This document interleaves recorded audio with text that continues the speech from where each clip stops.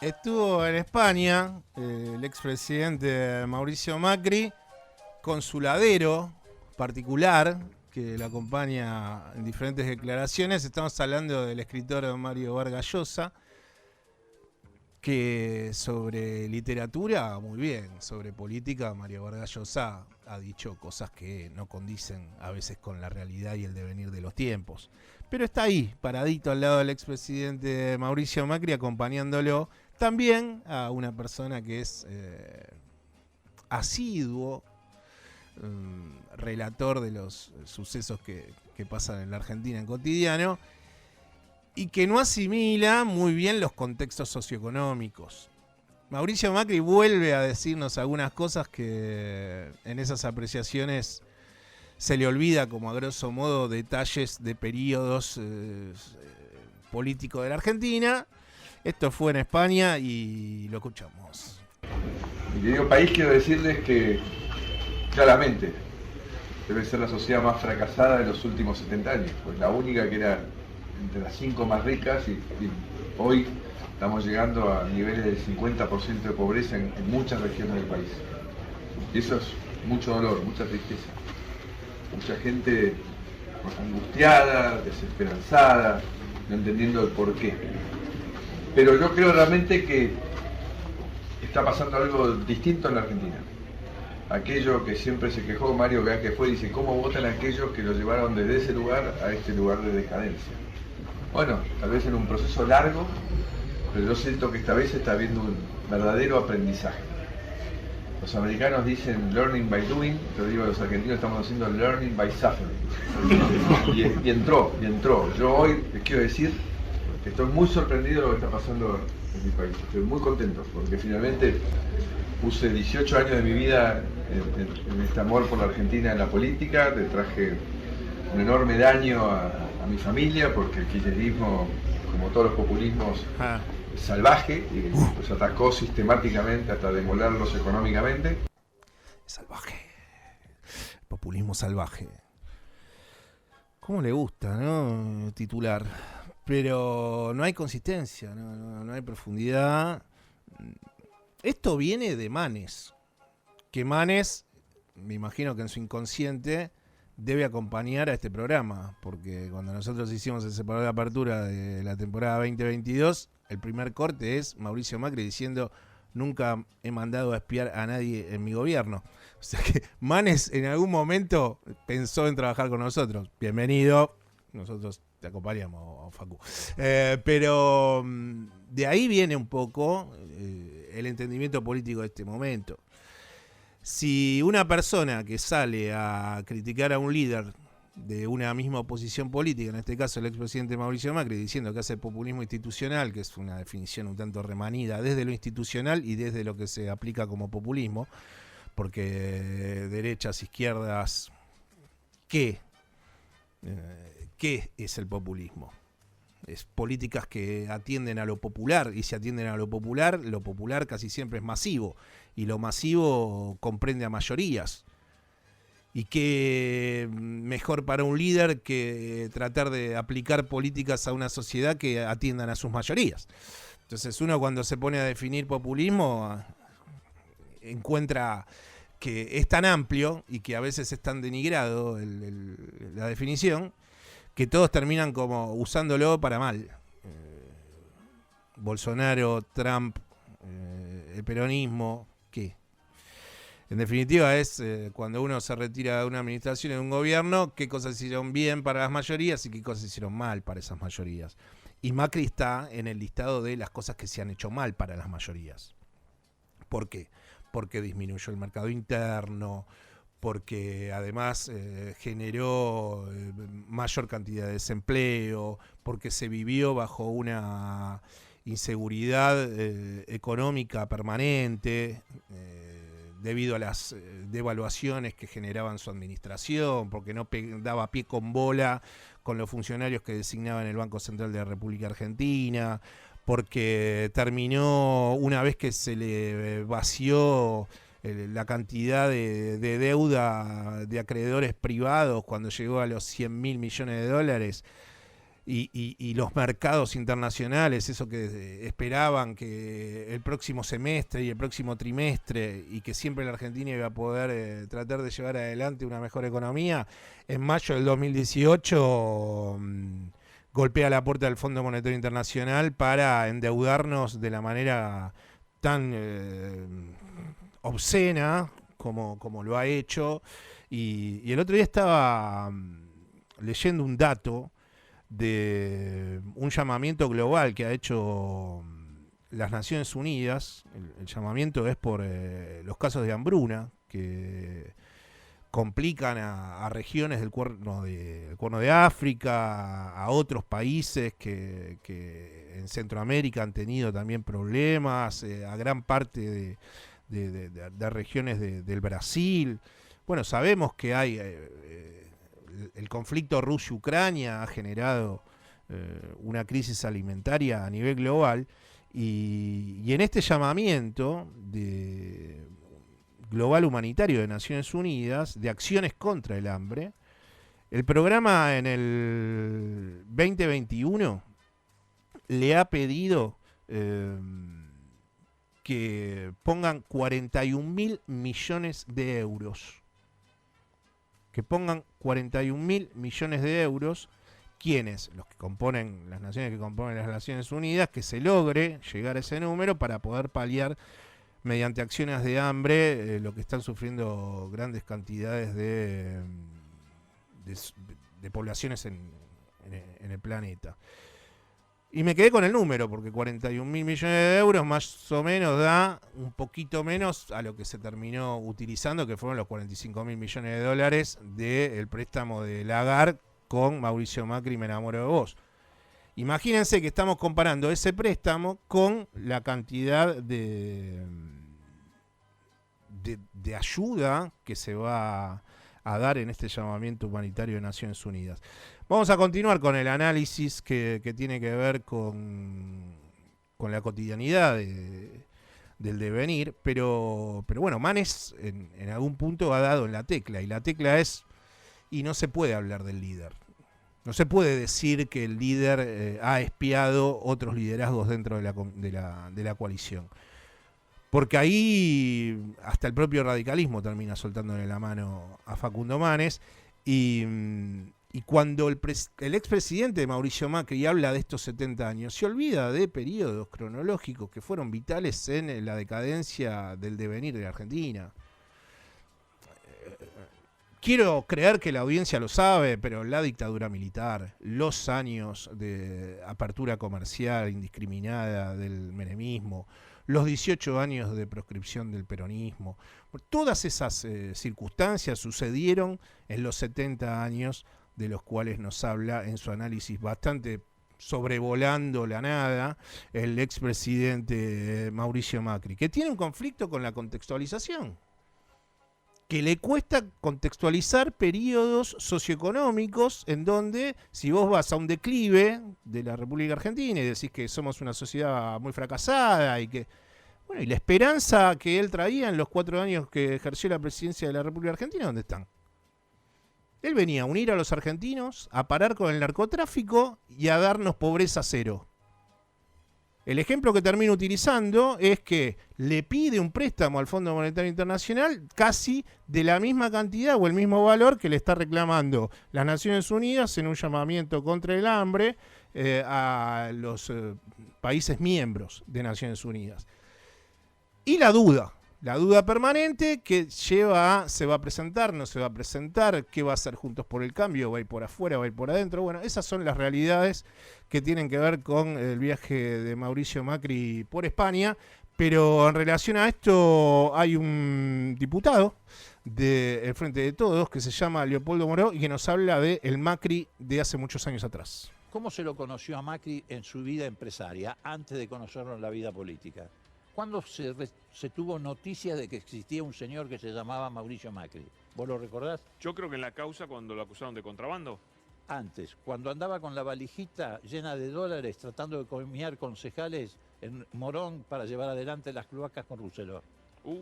Esa fue la primera vez que tuvimos noticia de que existía un señor que se llamaba Mauricio Macri. ¿Vos decís que Macri llevaba la Pero por coima supuesto, a los concejales de pero Morón? por supuesto hay testimonios de los concejales de aquella época que te decían que andaba con la valijita llena de dólares para que votaran la ordenanza que habilitara las cloacas con Rosselló. Así lo conocimos a Mauricio Macri. Después lo volvimos a conocer con la causa de contrabando de Sebel, que terminó liberándolo la Corte de la mayoría automática. ¿Eh? Esto es lo que tiene que ver con los movimientos de la coalición de Juntos por el Cambio, que está dirimiendo sus cuestiones y sus cuotas de poder, en donde Horacio Rodríguez Larreta intenta separarse y darle una especie de pátina que lo deposite en otro lugar a lo que plantea Patricia Bullrich y el expresidente Mauricio Macri, pero eso no lo hacen cotidiano. Uno cuando escucha a Horacio Rodríguez Larreta sobre temas como la educación, aplica una dureza que después en otras declaraciones no tiene. No encuentra una definición y una ubicación del lugar en donde tiene que intentar llevar adelante las políticas para convencer y llegar a ser el líder de esa coalición de Juntos por el Cambio.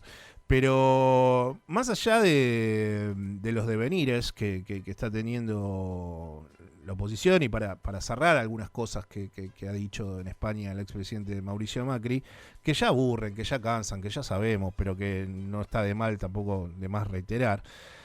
Cuando habla de los 70 años de decadencia de la República Argentina, Mauricio Macri y su empresa, como decía recién antes en esas declaraciones en España, después vino lo de las cloacas, Rosselló, Morón, pero Macri entra a la dictadura con un puñado de empresas que era mucho menor que el centenar de empresas que termina teniendo el grupo SOCMA cuando termina la dictadura de Jorge Rafael Videla. O sea que si hay alguien que ha tenido en la dictadura un correlato que lo ha beneficiado económicamente, ha sido el grupo SOCMA, ha sido Franco Macri y, por añadidura, la familia Macri y Mauricio Macri. Dejando de lado cuestiones que tienen que ver con el armado, que parece que se desarma en vez de armarse de Juntos por el Cambio por las luchas de poder que están teniendo cada uno de sus líderes, en este programa siempre estuvimos apoyando a las PASO. Nos parece que las PASO, que es esa política que ha llegado en su momento cuando era ministro del Interior Florencio Randazzo, en el gobierno de Cristina Fernández, lo que hace las PASO es institucionalizar o intentar institucionalizar algo que a los partidos le cuesta bastante, que es revitalizar los partidos de manera interna, generando elecciones internas y liderazgos que se terminen dirimiendo en este caso las PASO, o en procesos de una gimnasia de elección interna para que las coaliciones también se reafirmen. Se vive políticamente en dos coaliciones, el Frente de Todos y Juntos por el Cambio. Esa es la lectura mayoritaria de estos momentos políticos de la República Argentina.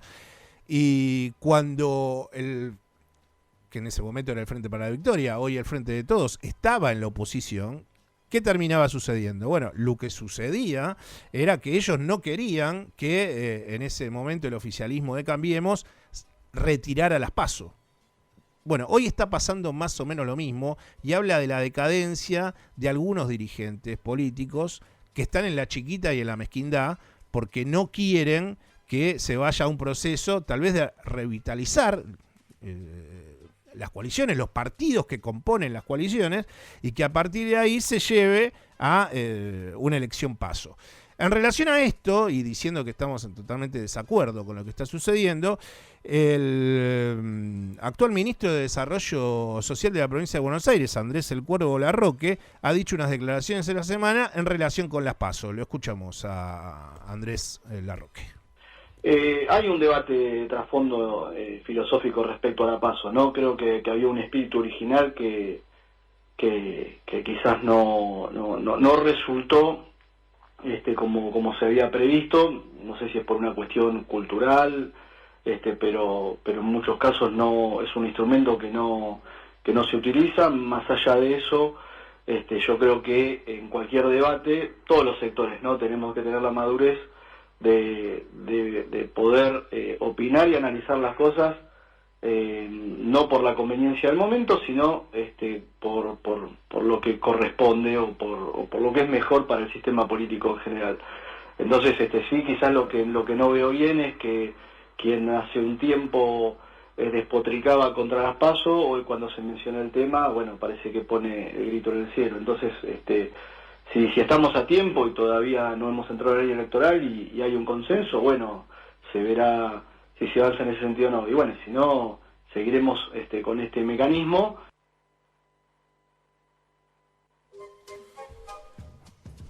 Bueno, estábamos escuchando a Andrés Larroque, que en estas declaraciones que hizo a comienzo de semana, en un momento habla del espíritu original que no se termina, que no se ha resuelto. No se ha resuelto ese espíritu original que tenían las PASO, como se habían previsto.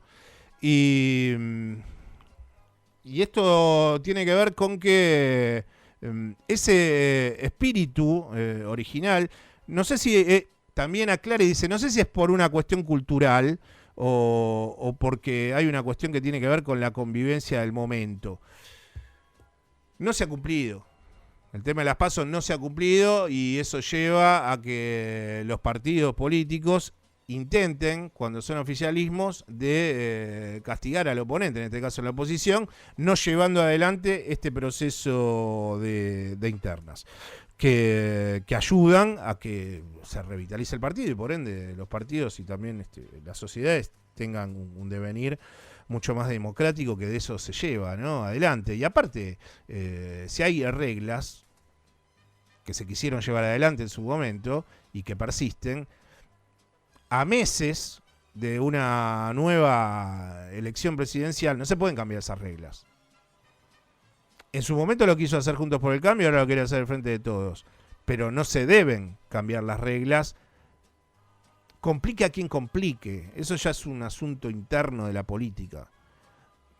Desde mi análisis, que siempre estuve a favor de que se lleven adelante las PASO, me parece que es jugar con la chiquita.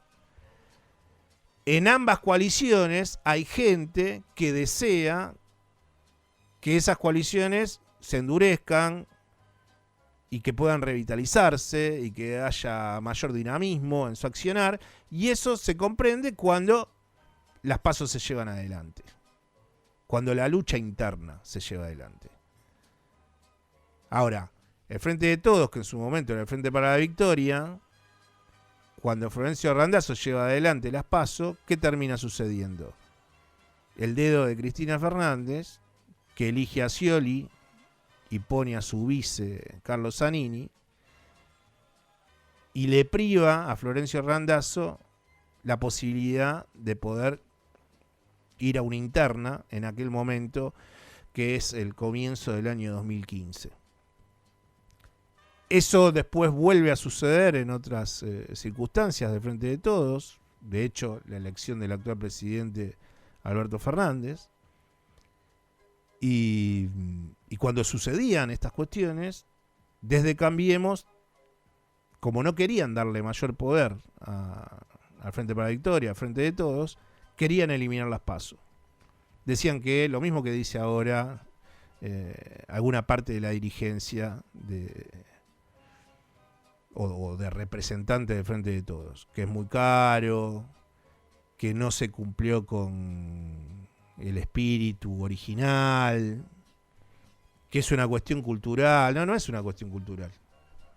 No hay ninguna cuestión cultural. Lo que no quisieron llevar adelante es la oportunidad de que dirigentes puedan dirimir internamente sus avances políticos o sus retrocesos. Eso es lo que terminó sucediendo y es lo que pasa. Pero más allá de cuestiones que la trazabilidad es indistinta, esto ha sucedido con Juntos por el Cambio en el gobierno, ahora pasa con Alberto Fernández en el gobierno. Un Alberto Fernández que tampoco hizo lo suficiente en su momento para ordenar e institucionalizar al Frente de Todos. El presidente Alberto Fernández, que según la portavoz del gobierno, Gabriela Charruti, ha dicho, o ella, que en el Ejecutivo Nacional no se trata el tema y que no están de acuerdo con la supuesta o el pedido supuesto del diputado de Somos Río Negro, de presentar el proyecto en la Cámara Baja de eliminación de las PASO. El Ejecutivo de Alberto Fernández entiende que no es tema. Por otro lado, hay diputados de la coalición del Frente de Todos que dicen que es tema y que tienen ganas de eliminar las PASO. Una coalición que también ha tenido una apoyatura en movimientos sociales. Por eso el diputado Fagioli, que es uno de los diputados que representa estos movimientos sociales, tampoco están de acuerdo con la eliminación de las PASO. Nosotros hace algunos meses hablamos, hará un par de meses, con la dirigente de La Matanza, Patricia Cubría, quien mediante un mecanismo de PASO quisiera competir con el actual intendente de La Matanza, Fernando Espinosa. Bueno, esos sectores del movimiento Evita, que representan a una parte de la coalición del Frente de Todos, tampoco estarían de acuerdo con la eliminación de las PASO. Pero el presidente Alberto Fernández dice, por un lado, que no es tema del Ejecutivo, pero en estos años tampoco ordenado la institucionalidad del Frente de Todos, que en definitiva, ¿qué hace? Revitalizar las coaliciones desde un lugar interno. En su momento no le convenía a Cambiemos, a finales del gobierno de Mauricio Macri. Ahora, a finales de la administración de Alberto Fernández, no le conviene al Frente de Todos. Entre ambas coaliciones, ¿se van a poner de acuerdo de qué es lo que le conviene al ciudadano de la República Argentina? Que viva con mayor vitalidad el devenir de la política, que tenga coaliciones internas que puedan revitalizarse mediante proceso de votación y que se elijan los líderes no mediante un dedo, sino bajo la aclamación de los partidarios de ambas coaliciones. Estamos en comunicación con la senadora por la provincia de Córdoba. Ella se llama Carmen Álvarez Rivero y la saludamos en este mediodía casi en la República Argentina. Marcelo Aymar, ¿qué tal, Carmen? Buen día, ¿cómo estás? Buenos días, Marcelo, un gusto oírlos. Bueno, muchas gracias. Un día precioso en Córdoba con bastante viento. Ustedes creo que están un poco peor. Y nosotros tenemos un día un tanto irlandés acá en la ciudad autónoma claro. de Buenos Aires. Porque está como nubladito, hay un viento lindo, salen cosas de los árboles. De hecho, cuando venía para la radio, el taxista me decía que estaba quejoso porque se había tragado esas partículas que salen de los arbolitos. Que acá hay en Buenos Aires, no sé qué tipo de árbol es, bueno, y tosía todo el tiempo diciendo, bueno, estoy tosiendo porque en realidad claro. no es que estoy enfermo, sino que me terminé tragando una pelotita el fruto del plátano carolino, ahí que se dispara y es, pero bueno, es que porque el viento sirve también para ayudar a dar vida, y eso lo desparrama.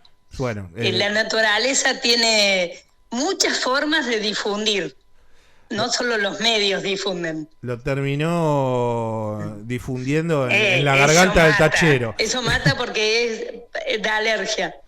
Carmen, lo de... agradeciéndote por estos minutos, quería comenzar la entrevista preguntándote si te pareció excesivo el no apoyo a las declaraciones de Facundo Manes por parte de la coalición toda, ¿no? De Juntos por el Cambio, y qué apreciaciones tenés sobre el populismo institucional que terminó diciendo que tenía la administración del expresidente Mauricio Macri, o que entendió el diputado Facundo Manes de ese momento del gobierno de Mauricio Macri. Yo creo que desgraciadamente, los personalismos se van de boca y con tal de tener algún protagonismo en los medios, en las redes, provocar una noticia, son capaces de excederse. no nos queda ninguna duda que la única alternativa para dar respuesta al ciudadano que vos mencionabas es la unidad. Y cuando uno tiene que forjar y construir la unidad, a veces se tiene que callar un poco. No porque todo nos guste, pero hay que priorizar los objetivos y actuar en relación a los objetivos prioritarios. Yo creo que Argentina tiene una enorme oportunidad para salir de esta crisis, y no es que la sepamos todas, pero ya estamos seguros que por esta vía de no fomentar el trabajo, de no fomentar la educación, y sí incentivar los planes a no trabajar, crea pobreza. Ni hablar de nuestra apertura al mundo. Todo ese camino ya no es que lo diga yo, lo estamos viviendo, lo estamos comprobando empíricamente, no sirve, no nos sirve. Entonces, como tenemos que hacer un cambio, necesitamos unirnos, pero como una coalición, como una alianza, unirnos. Lo demás me parece que terminó siendo una sobreactuación, te diría. Una sobreactuación para no quedar fuera. Señores, es momento de grandeza y no de hacernos los bonitos. Pero si Facundo Manes considera que durante la administración del expresidente Mauricio Macri se espiaba a otros dirigentes de en ese momento lo que se llamaba Cambiemos, ¿usted considera que para salvar al todo y para conseguir la unidad un dirigente debe renunciar a decir su verdad? Pero para nada. Lo que pasa es que después no puede pretender tan fácilmente pedir lugar con los que ha atacado. Entonces, yo creo que uno tiene que decidir de qué lado juega. Si yo pienso que Macri espía ilegalmente, entonces yo me estoy enfrentando a esos. Soy opositora a esos. Pero es profundo. Claro, tampoco el resto La convicción mía es casi todo vale para tener un titular. Y eso creo que es falta de grandeza. Tenemos, por supuesto que cada persona tiene que actuar de acuerdo a sus convicciones. Decidite, pero no hables si no construís.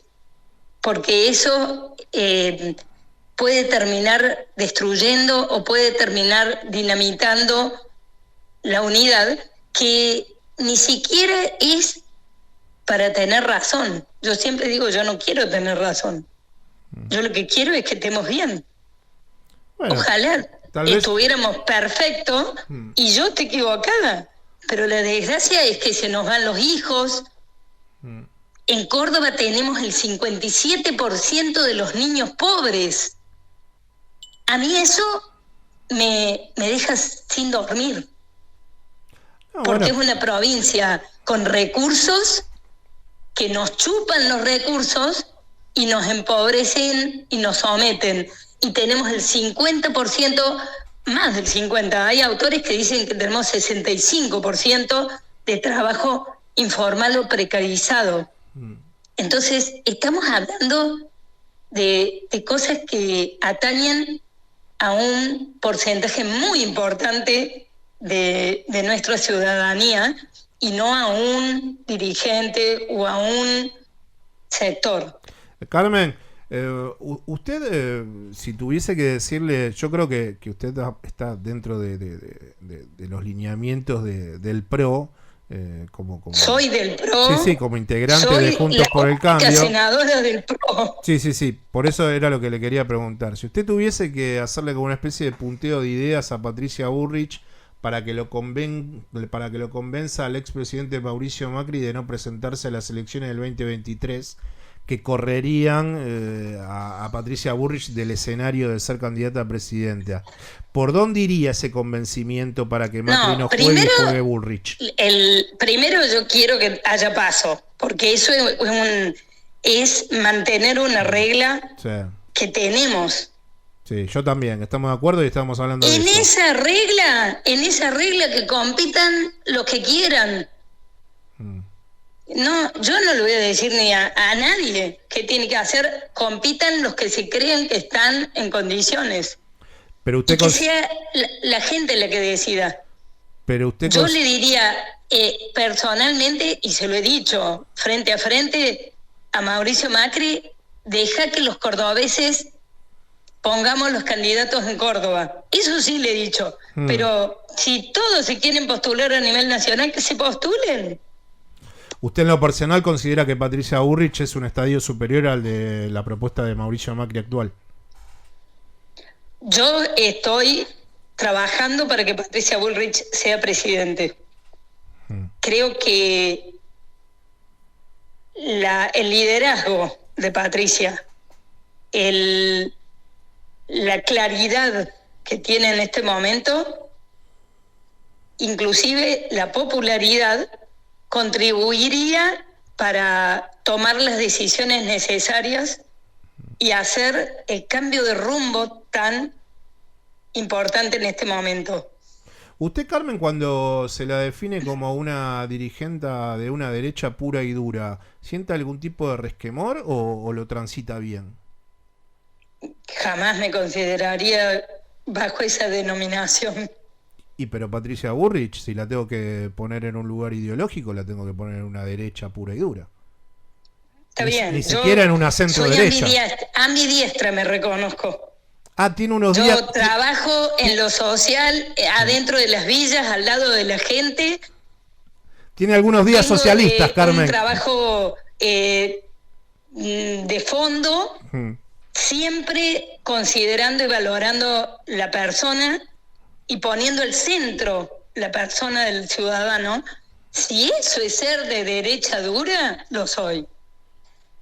¿Y por qué cree que la dirigencia, cuando, por ejemplo, en esta conversación que estamos teniendo, un periodista le pregunta a un dirigente y lo rotula de la derecha, el dirigente como que se quiere correr de ese espacio, como que lo incomoda?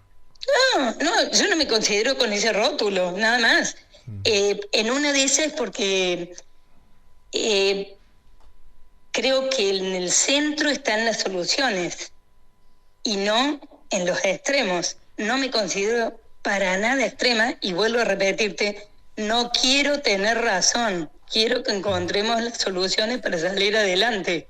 Pero creo que eso siempre es hacia el centro, no hacia los extremos. Y en el caso de la educación, que bueno, usted estará al tanto de lo que sucedió lo que sucede en estos últimos días acá en la Ciudad Autónoma de Buenos Aires, de tener escuelas tomadas. ¿Usted considera que la salida del proceso que está teniendo hoy el conflicto a la educación de la Ciudad Autónoma de Buenos Aires tiene que ser una salida colectiva o individual? Bueno, la educación de por sí es una actividad que involucra a una comunidad. O sea, que usted considera... Difícilmente sea una salida individual. Aún así, yo, por respeto al federalismo, te debo decir que me gusta mencionar que en Chubut, en Río Negro, en Santa Cruz, prácticamente no hay escuelas funcionando.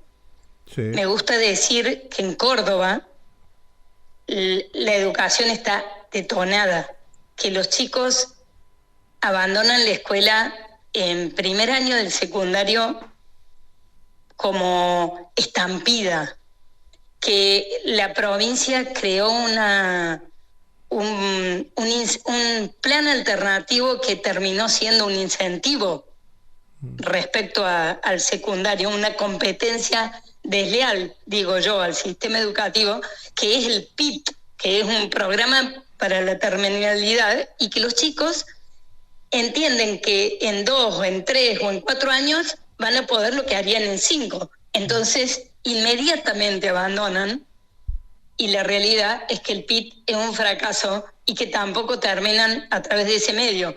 Por eso, yo les digo, los que viven en la ciudad de Buenos Aires tienen que valorar la escuela, incentivar que funcione, porque la educación y la escuela es un bien que se nos está diluyendo entre los dedos a los argentinos. Los que están en la ciudad de Buenos Aires puede ser que tengan la sensación de que Argentina todavía tiene un sistema educativo competente. Se equivocan. Argentina en la primaria no enseña a leer a sus hijos, salvo algunas excepciones, salvo aquellos lugares donde los directores y las maestras están haciendo una lucha cuerpo a cuerpo, pero se nos está diluyendo entre los dedos el sistema educativo fabuloso que nos enorgullecía a los argentinos. Carmen, cuando yo escucho recurrentemente al expresidente Mauricio Macri hablar sobre los últimos años del devenir de la República Argentina, que lo cataloga en las últimas 7 décadas, los 70 años de fracaso, él en su análisis, de manera repetida, obvia las dictaduras militares y más que nada obvia la dictadura del genocida Jorge Rafael Videla. Tampoco escucho a ningún dirigente de Juntos por el Cambio que le hagan al expresidente Mauricio Macri notar que hay una parte importantísima en esos 70 años que tienen que ver con la dictadura de Onganía, la dictadura genocida de Jorge Rafael Videla.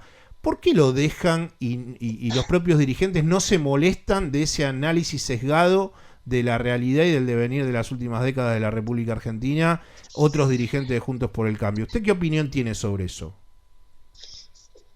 Mi opinión primera es que hemos aprendido que la democracia es el camino. Yo en el 83 voté por primera vez con 18 años clavados. No es porque sea perfecta nuestra democracia, porque dista de eso, pero es lo más perfecto que hemos inventado todavía. Entonces, estoy absolutamente convencida que el camino es la democracia. La gran lección que aprendimos de los años, yo digo 70, perdóneme, usted me habla de Onganía, yo no sé si había nacido. Sí, son los 60. Pero sí, los 70, yo era una niña chiquita, pero recuerdo muy bien lo que vivíamos en Córdoba. Recuerdo. Claro, por eso le digo, ¿por qué, con bombas. Por eso le digo, Carmen, ¿por qué no se lo corrige al expresidente Mauricio Macri? En mi barrio.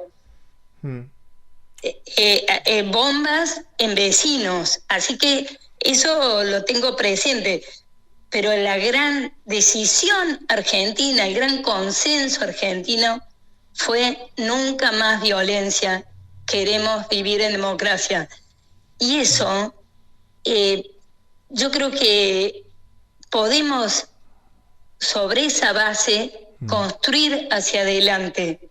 No tenemos que estar todo el tiempo mirando hacia atrás. Podemos, por ejemplo, naciones que han vivido procesos muy tristes, como o porque fueron perseguidos o porque desde sus naciones persiguieron, pero tenemos ejemplos cómo han sabido Carmen, reconstruir, sanar, curar y dar hacia adelante una mejor vida para todos sus habitantes. Y me refiero desde Armenia hasta Alemania. En eso estamos totalmente de acuerdo, Carmen. Lo que yo les decía es que me parece que sería mejor la coalición Juntos por el Cambio si alguno de sus líderes lo podrían corregir al expresidente Mauricio Macri y hacerle ver esas realidades de esos procesos, que en los análisis él obvia. Yo creo que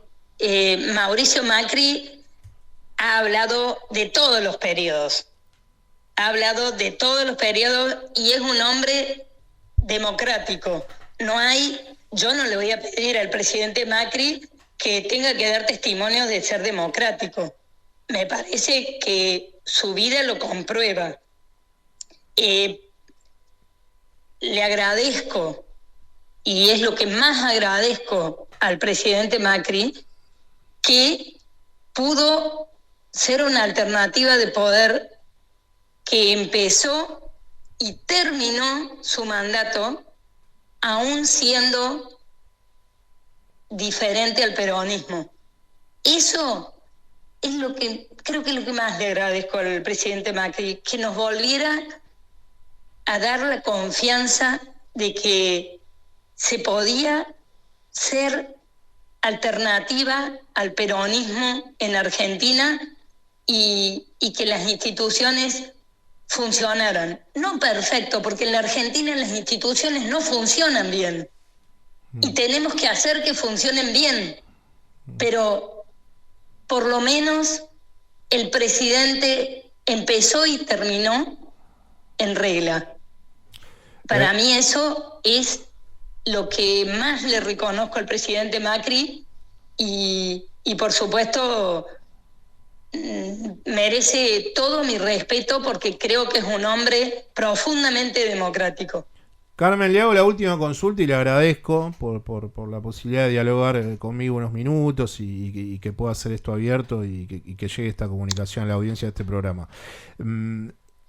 En los últimos meses, Horacio Rodríguez Larreta se diferenció de la administración de Alberto Fernández, pidiéndole y reclamándole, recuerdo en los finales del ex ministro Martín Guzmán, a Horacio Rodríguez Larreta recurrentemente pedirle a Alberto Fernández que nos mostrase un plan económico viable, que hay una Argentina que está carente de un plan, que no sabemos hacia dónde vamos. Bueno, sigue estando muy presente esa definición en las declaraciones de Horacio Rodríguez Larreta. Lo que quería preguntarle, senador, y para finalizar esta entrevista, es ¿usted qué puntos considera que son diferenciadores, 2 o 3 puntos que son diferenciadores de Juntos por el Cambio y que mostrarían ese plan que sea distinto a la administración de Alberto Fernández y el gobierno que lleva adelante hoy al Frente de Todos? Yo le puedo decir mi plan. No estoy segura si voy a representar la voz de todos, sí, pero sí creo que en algún sentido estoy recogiendo la voz de otros. La voz de otros dirigentes del PRO, de Juntos por el Cambio inclusive. No hay duda que necesitamos que las reglas permanezcan. Eso nos lo piden todos los sectores. En un contexto de reglas permanentes, creo que hay que trabajar en cómo lograr la inserción laboral formal de cada vez más gente, que tenemos que pensar en una transformación del sistema laboral, porque el mundo lo ha cambiado, porque los jóvenes nos están pidiendo algo diferente, pero en ningún caso tenemos que resignarnos a que por optar no tener un trabajo precarizado, nuestros hijos se tengan que mudar a Europa o a Estados Unidos, que le digo, el testimonio es que Miami se habla cordobés, que Valencia se habla cordobés, que en Málaga se habla cordobés, porque está atestado de chicos, no tenemos el número todavía. Por lo tanto, el trabajo, creo, y todo lo relativo al trabajo es clave. Por supuesto, para que esas condiciones de trabajo se den y nosotros podamos tener inversiones, tenemos que arreglar la macro. eso significa que necesitamos controlar la inflación, controlar la emisión, abrirnos al mundo. Abrirnos al mundo, les diría, es la oportunidad número 1 para que entren dólares genuinos. Hoy celebramos inclusive que van a entrar dólares vía FMI. ¿Cuánto nos van a durar esos dólares? Bueno. ¿En qué los van a usar? Ustedes nos podemos imaginar, y en una de esas los usan para la campaña. Dios no quiera. Esos primeros dólares. Prometo que iba a ser la última pregunta, pero digo, esos dólares que hoy promete el FMI, el primero que nos dio la promesa de esos dólares y lo fue a buscar fue el expresidente Mauricio Macri. Pero en otro contexto. Sí, bueno, sí. Completamente distinto y no para repartirlo en planes. Pero no, yo les digo de vuelta, si repartirlo en planes fuera una solución, qué bueno que yo no tenía razón. Pero la verdad es que lo único que genera es cada vez más pobreza. Cada vez más pobreza, cada vez más anarquía inclusive. Carmen, yo quería agradecerle por esta conversación y bueno, lo hicimos posible porque le decimos a la audiencia que está complicada la cuestión de las comunicaciones, pero bueno, le mando un beso, buen fin de semana y esperemos seguir analizando el devenir de la política y de las coaliciones próximamente. Así que le mando un saludo y gracias. Yo simplemente le dejo a la audiencia que nosotros estamos trabajando por la educación, por el trabajo, por las condiciones para la salud, para que podamos convivir en paz organizadamente, y tenemos un plan. En eso me parece importantísimo que la gente ejercite un poquito el optimismo para conservar la esperanza, porque la esperanza es una virtud. No va a venir sin la voluntad de tenerla.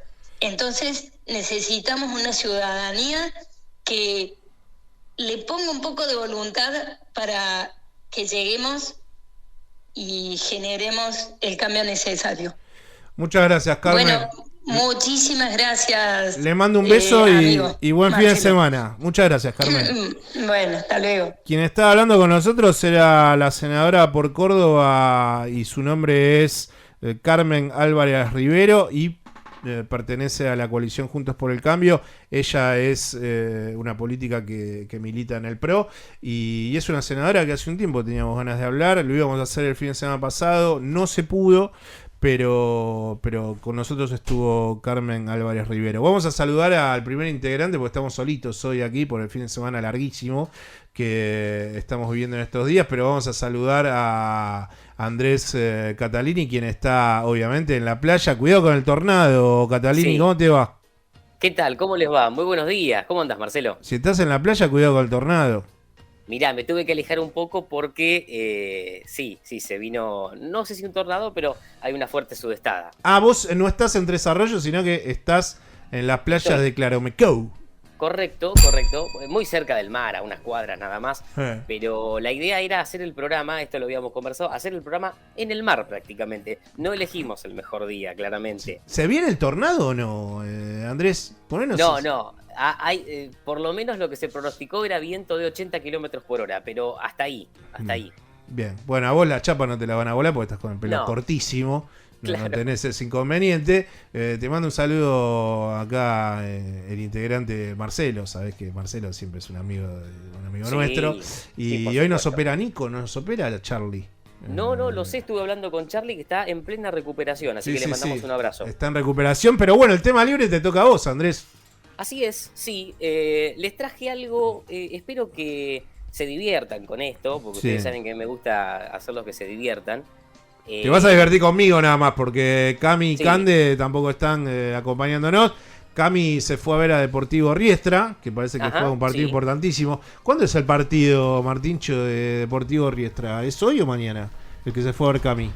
A ver, es hoy. habría que ver con las reprogramaciones, porque toda la fecha de ayer, por los incidentes de Gimnasia, se pasó, así que no sé si lo reprogramaron. Capaz juegan mañana. Claro, porque muchos partidos del viernes los reprogramaron para hoy, capaz que los de hoy los reprograman para mañana. Bien. Pero le mandamos suerte, ¿no? Bueno, Cami se fue a ver a Deportivo Riestra, era un partido importantísimo para entrada reducido, mira cómo estoy en tema. Y después tenemos a Cande, que se fue a La Rioja a hacer su documental sobre el barrio trans que está en La Rioja. Así que le mandamos un beso si nos está escuchando Cande, que se fue a hacer ese documental. Pero vas a tener que el tema libre, debatirlo y trabajarlo con Martín Choboscarau, que está conmigo, y con quien te habla, porque somos los que estamos. Si les parece, comenzamos. Es un programa muy cultural. Bueno. Gusta, por lo de Annie Arnaud. Que comenzamos hablando sobre el premio Nobel de literatura, la escritora francesa. Pero además estamos hablando de política, hay gente que se fue Siempre. A ver cuestiones deportivas. Siempre. Sí. Pero digo, muy cultural. Digamos que tocamos todos los temas. Les quiero proponer algo. ¿Vos estás bien, Andrés? El tornado lo afectó. ¿Vos estás bien? O sea, por ahora estoy. No hay tormenta de arena, o sea, vos estás bien. Estamos muy bien. Está saliendo un poco el sol, les cuento. ¿Fuiste a ver Argentina 1985? No llegué.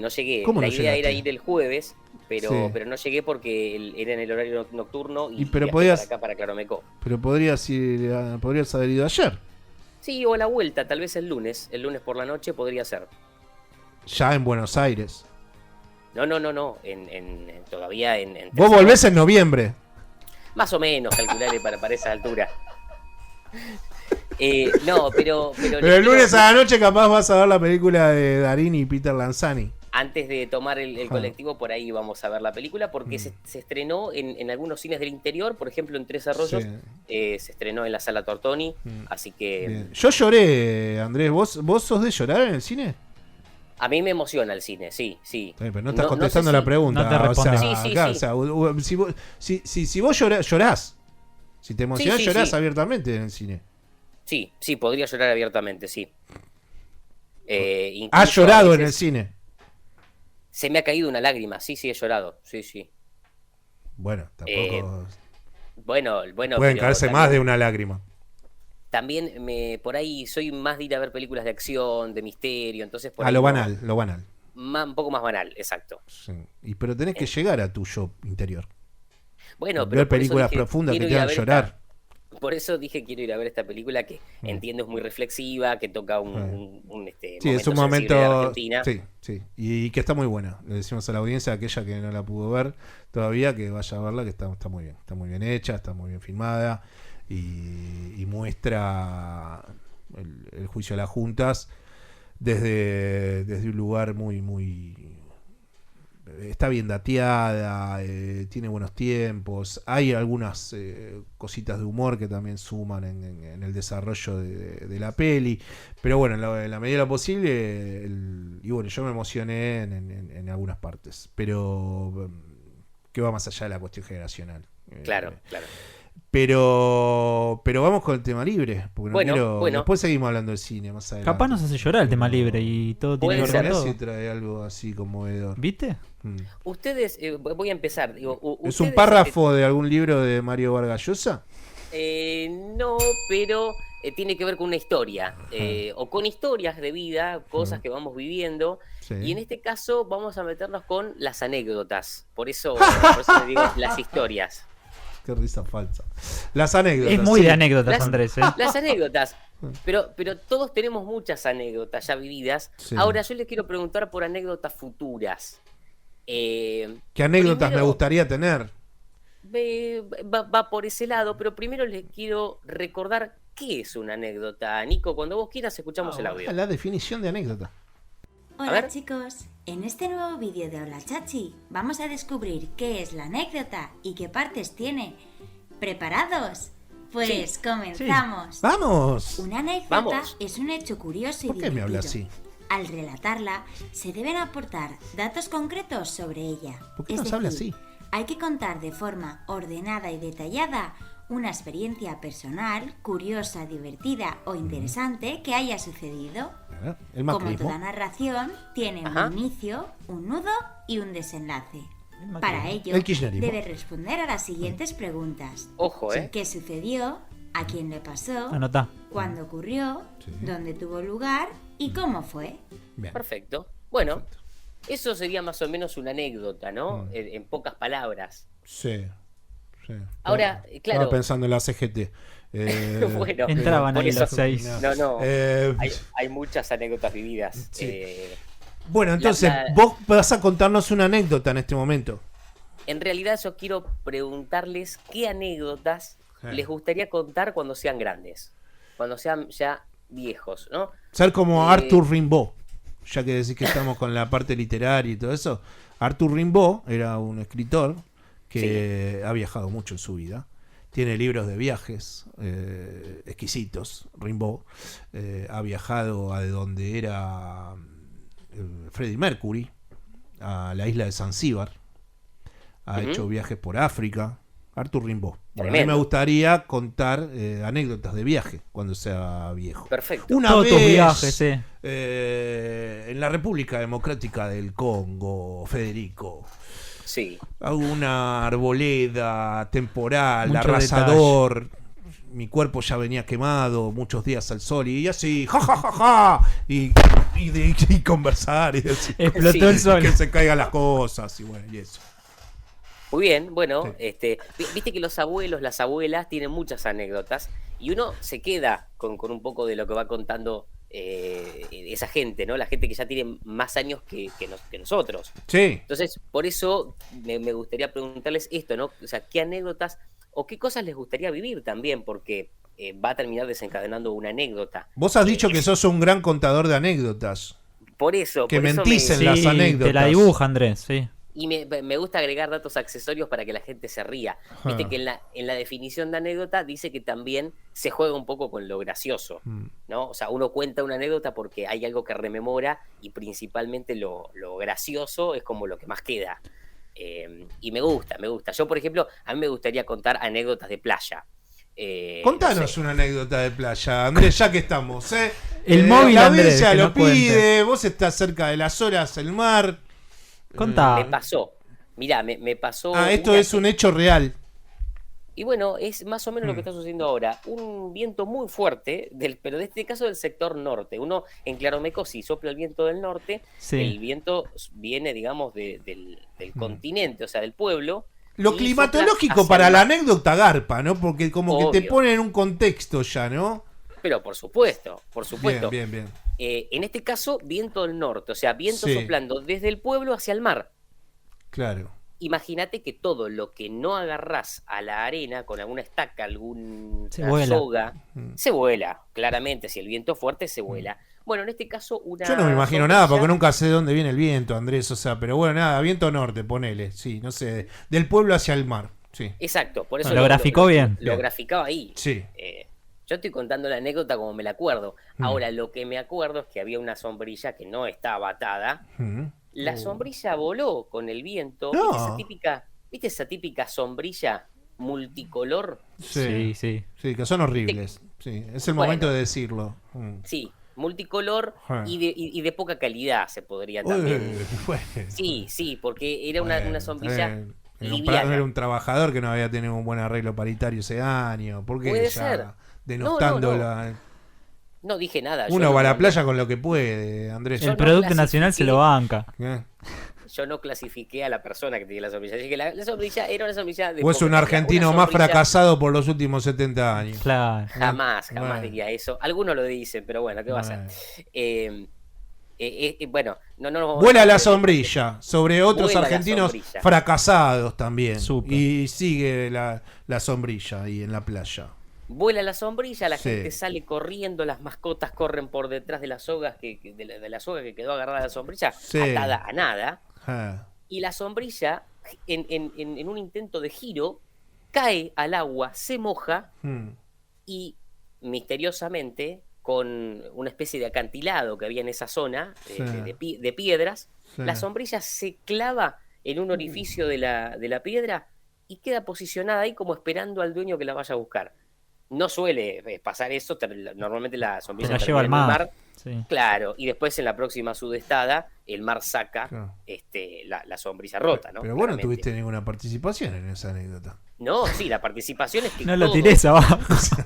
La participación viene ahora. Esperando. Absolutamente. Bueno, en ese momento yo intercedí para la sombrilla, mi humanidad. La tajea lo Dibu Martínez, claro. O sea, sos el viñolo de las anécdotas. O sea, me relatás las anécdotas. La anécdota es que todo el mundo corrió hacia la orilla del mar y la sombrilla terminó parada ahí con toda la gente corriendo por detrás en vano, digamos, ¿no? Yo esperaba el heroísmo, sí, como yo paré la sombrilla en el aire, una participación principal. O sea, no. Yo esperaba. Si quieren más tarde les cuento alguna otra que me acuerde. Guárdate para después. Entonces nosotros tendríamos que decirle a la audiencia que el tema libre tiene que ver con qué. ¿Con qué anécdotas te gustaría contar cuando seas viejo o vieja? Esa es la pregunta que hacemos hoy. Bien, yo voy por el tema de los viajes. Puede ser anécdotas que no hayas vivido, todavía, o sea, historias que no hayas vivido. Pueden ser historias futuras, algo que bueno, pero eso es ser un mentiroso, un fantasioso. O sea, uno tendría que contar anécdotas que pudo vivir. No, porque tal vez, no sé, a mí me gustaría, por ejemplo, viajar a Roma, Italia, y me gustaría contar esa anécdota, ¿no? Alguna anécdota que me pase ahí. Bueno, pero está bien, uno puede poner un poco de color a la anécdota, como haces vos, que le imprimís un poco de mentira, bueno, fantasía, pero bueno, se supone que el nudo de la anécdota tiene que partir de un hecho real, o sea, yo no te voy a poner a hablar, me voy a poner a hablar de mis días en Namibia y su desierto que no lo conozco, ¿sabes? No, pero bueno, porque aparte fallaría la anécdota, porque hay datos que no, por más que viste hoy en día leas sobre el desierto de Namibia y te falta lo visual, ¿no? En la anécdota. No, claro, pero por eso el tema libre va un poco a lo futuro y a lo que te gustaría vivir y tal vez contar en un futuro, ¿no? Bien, o sea, sería que le pedimos a la audiencia en este mediodía de AM 1420 con vos que el tema libre que trae Andrés Catalini desde las olas, desde el tornado que puede ser que suceda en las costas bonaerenses, que dice Andrés que no va a ser así, pero que está todo tapado, es ¿qué anécdotas te gustaría contar cuando ya seas una persona de edad? Exacto, bien. Exacto. Bueno, buen cierre. ¿A dónde mandan los mensajes, Andrés? Estamos recibiendo los mensajes a través de Facebook Pasó a Valores, en Twitter y en Instagram como @PasóAValoresOK. Bien, ahora en un ratito volvemos a hablar sobre lo que está sucediendo en Teherán con la revolución que están llevando adelante las mujeres de ese régimen absolutamente denostador de la feminidad y que ha arrojado no solamente ya la muerte de la joven Amini, sino que también estaba leyendo que hay otras mujeres que han muerto por llevar adelante las protestas contra esta policía de la moral, que es tan ridícula como así el nombre, ¿no? Tener una policía de la moral. Bueno, es lo que sucede en la República Islámica de Irán. Vamos a volver a hablar en un ratito sobre eso. Andrés, ¿te parece? Sí, por supuesto, acá estamos preparados. Mientras tanto, el tema libre es para la audiencia de AM 1420 con vos. ¿Qué anécdotas te gustaría contar cuando usted, señora, usted, señor, sean ya viejitos? Y bueno, y la vida ha transitado por sus corazones y sus cuerpos. Vamos a conversar con una escritora que es socióloga. Ella además ha tenido estudios de doctorado en sociología en la Escuela de Altos Estudios de Ciencias Sociales de París y es una investigadora independiente del CONICET y ha tenido un libro que ha trabajado en los últimos meses y que yo lo pedí gentilmente para que podamos entrevistarla. Es un libro que ha editado Siglo XXI Editores y se llama El 99% contra el 1%, y hay una bajadita que dice ¿por qué la obsesión por los ricos no sirve para combatir la desigualdad? Ella se llama Mariana Heredia y está en comunicación con nosotros y la estamos saludando. ¿Qué tal? Marcelo Aymar, ¿cómo te va, Mariana? Mariana, ¿estás por ahí? Sí. Ahí te escucho yo bien. ¿Cómo estás, Mariana? ¿Bien? Bien, gracias. Bueno, tengo muchas cosas para preguntarte sobre tu libro, que me parece interesante desde lo que a mí me ha llevado a pedir el material a la editorial Siglo XXI, que es el gancho del título, y cuando uno ya después empieza a meterse en el material y leer el volumen, en unas conclusiones que decís al final, hablas sobre esta... No sé si la pregunta tiene que ver sobre... pones a los estratos sociales más altos o a los ricos en un lugar en donde expresás que las élites argentinas suelen ser el otro siempre. Y como que no son parte de esa élite que está siendo esa persona en ese momento, pero que la describe como que él no es parte de esa élite de gente acaudalada o adinerada que vive en la República Argentina, sino más bien el mensaje o el discurso siempre hacia otro tiene que ver con que no es él, es el otro, el rico. ¿Cómo llegaste a esa conclusión? Y si ese es uno de los disparadores que te han llevado a escribir este libro. Bueno, la noción de 1%, tal vez la audiencia no lo sabe, es una noción muy exigente que surge de la obra de Tomás Piketty, que registra a partir de fuentes tributarias cuánto se está concentrando la riqueza en los Estados Unidos y en Europa en los últimos 50 años, ¿no? Y entonces ahí ubica a los multimillonarios globales o de esos países que efectivamente crecieron en número y en volumen de activos, ¿no? Son realmente cada vez más ricos. Entonces, cuando uno traslada esa noción a América Latina, es cierto que no hay tantos ricos, que no hay fortunas tan exuberantes, pero que sin duda hay empresarios, herederos, gestores de capitales que han logrado acumular grandes riquezas y que como muchas veces provienen de familias de origen de clase media, como muchas veces padecen cierta inestabilidad característica sobre todo de nuestro país,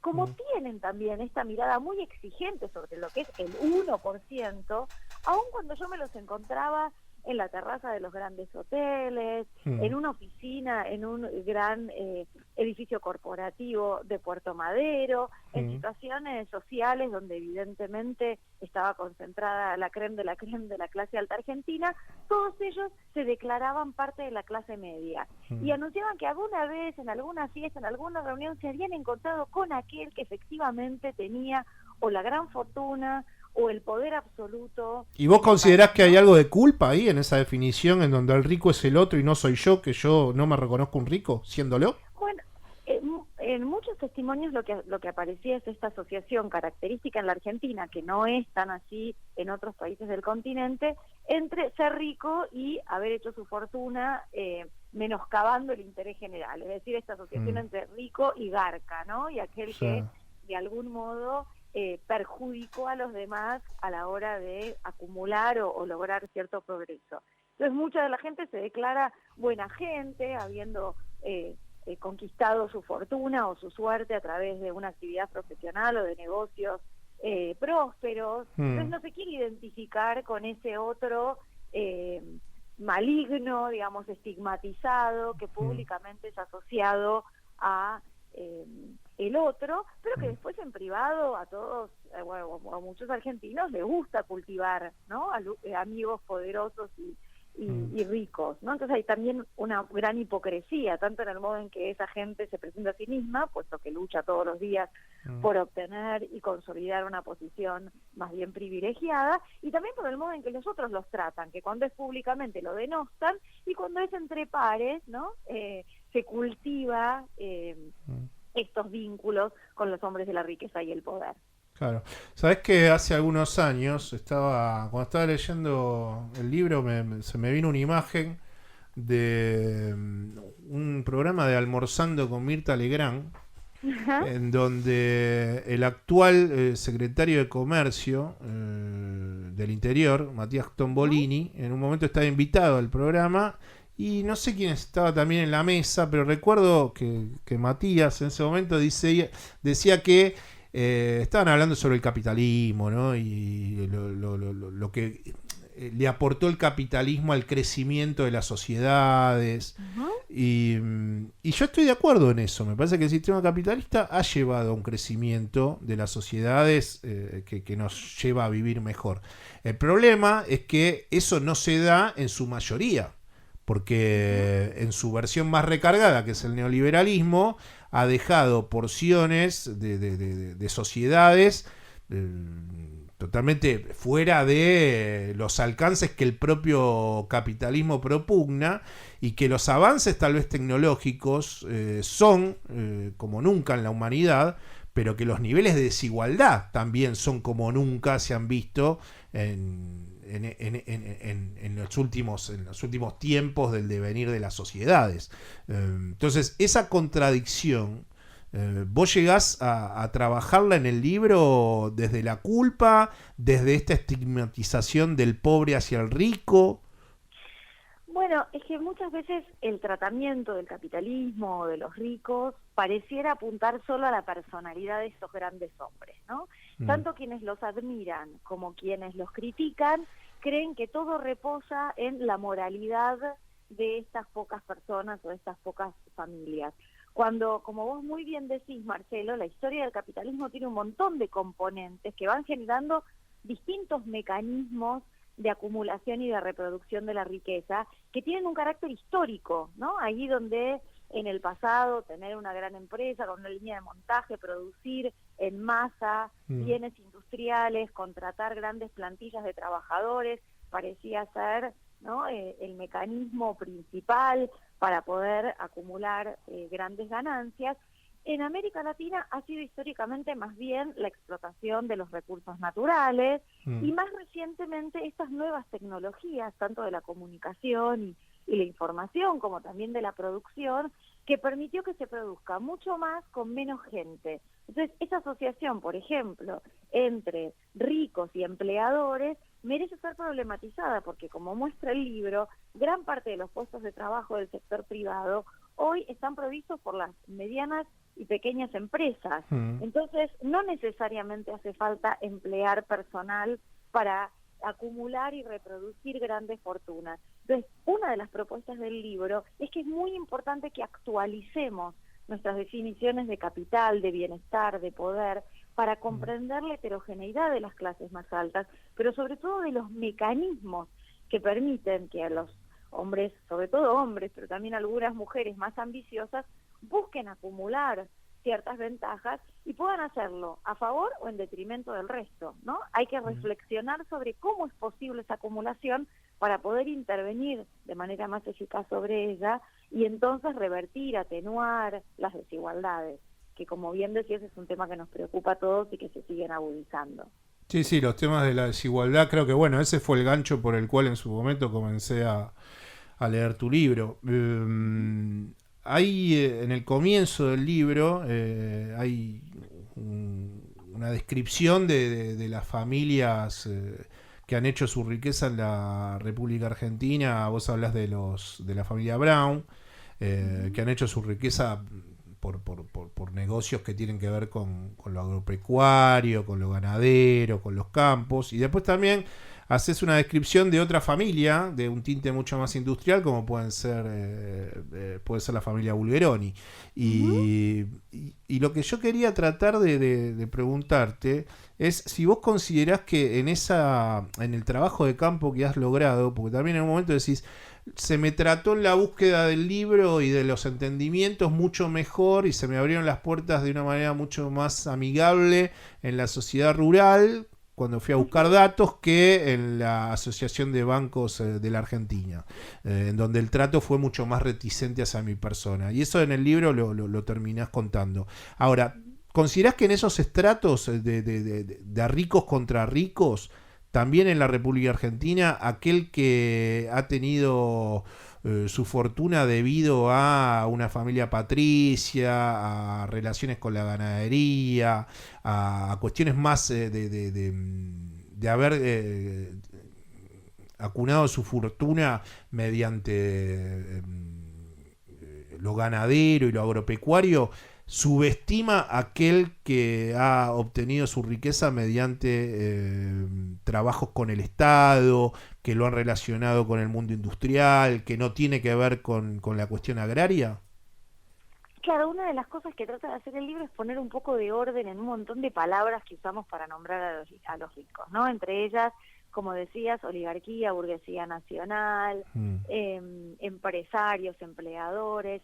Y efectivamente, muchas veces cuando se piensa en las clases altas argentinas, se piensa en las clases patricias, en los portadores de apellido, en aquellos que desde la colonia estarían explotando las tierras y los trabajadores en el ámbito rural. Y hay un esfuerzo en el libro por tratar de calibrar cuánto de eso sigue siendo vigente. Por ejemplo, mirando cuántos apellidos patricios sobreviven hasta hoy en el mundo de los negocios y de la política nacional. Y hay realmente muy, muy pocos. Incluso los estudios que han trabajado sobre la gran revolución tecnológica que trajo la soja o la agricultura de exportación, también demuestran que si bien sigue habiendo algunas familias que sobrevivieron en esa actividad durante las últimas décadas, no han sido las que lideraron esas grandes transformaciones, ¿no? Claro. Hay mucho nuevo rico en Argentina, y a ese nuevo rico la política no tiende a prestarle tanta atención, se sigue peleando para mí con esos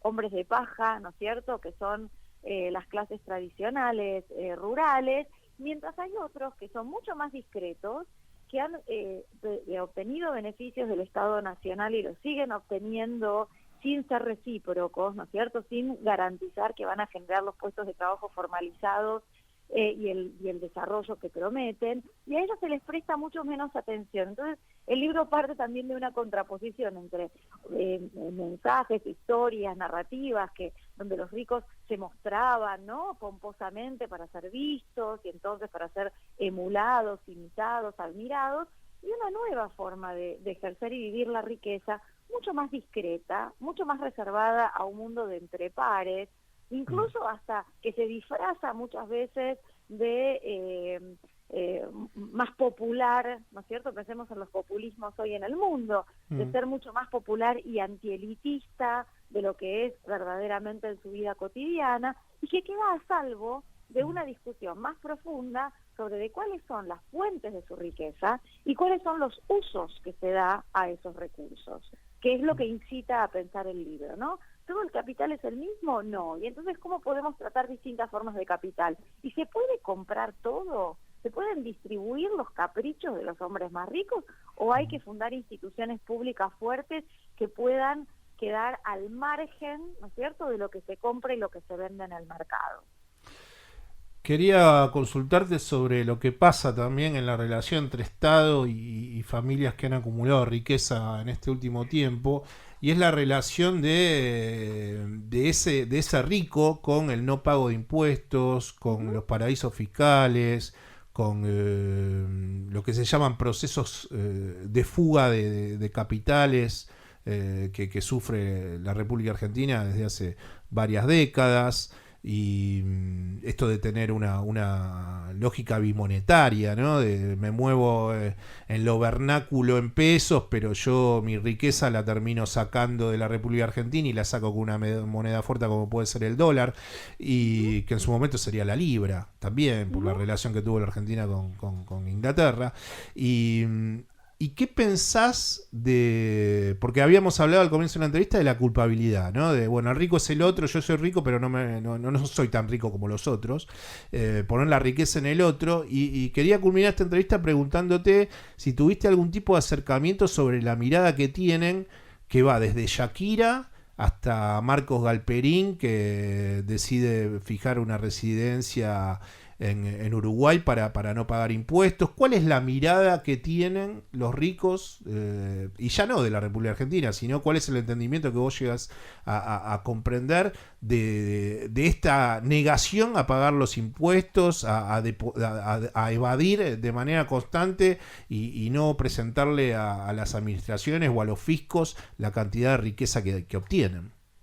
Bien, primero que hay como una discusión tan moralizada sobre quiénes son los ricos o los empresarios que hace que algunos crean, como en algún momento escribía Jorge Lanata, que hay un gen argentino, ¿no?, que hace que los empresarios necesariamente sean prebendarios, poco innovadores y demás, mientras otros confían en que tal vez se va a poder gestar algún día esta burguesía nacional que nos va a llevar a saltar el desarrollo, ¿no es cierto?, de su mano y de un día para el otro. Y la verdad es que lo que uno observa es que en la Argentina conviven empresarios y empresas de origen nacional y de origen extranjero, que el modo en que conducen sus negocios cuando estamos hablando de grandes empresas, no se diferencia tanto entre sí.